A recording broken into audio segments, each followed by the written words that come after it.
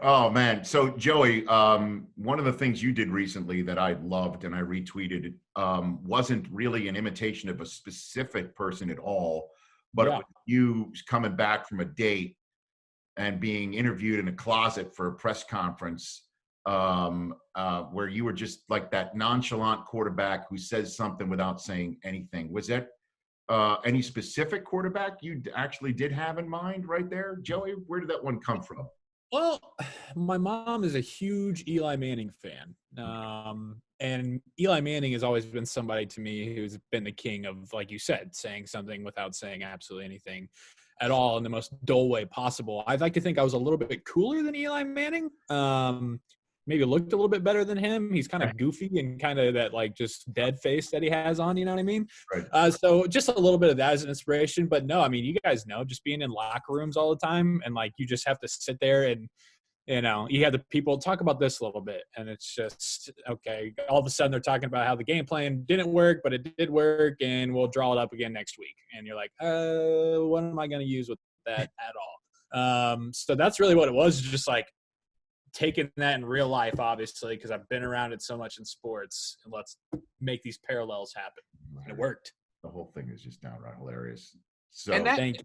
Rich, that even that though that's not a direct like impression.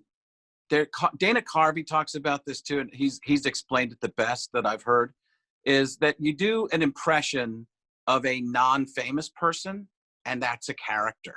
You do impression of a famous person, and that's an impression.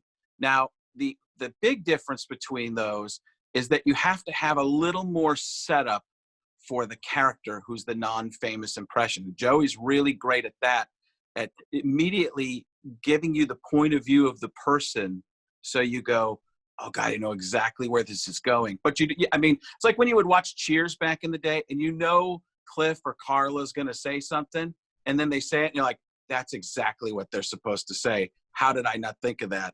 Those are great moments. And that was one of the things when I talked to Joey, my grandson, all about. I'll get a text like 3 times a week from Frank, by the way, that'll be like, how's the homework? And I'm like, what the hell are you talking about? Am I supposed to be studying up on an impression?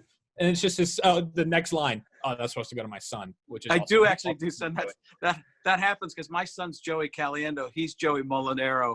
And I had to change him in my phone. are you serious? Oh yeah. I've texted him a few times with things No that were joke. supposed to go to my son. He's like, you're being too loud up there. I'm like, where the hell are you, Frank? What are you talking about? That's because I was Belichick and listen, there's I have cameras all over your apartment. This is Knock that off in your living room.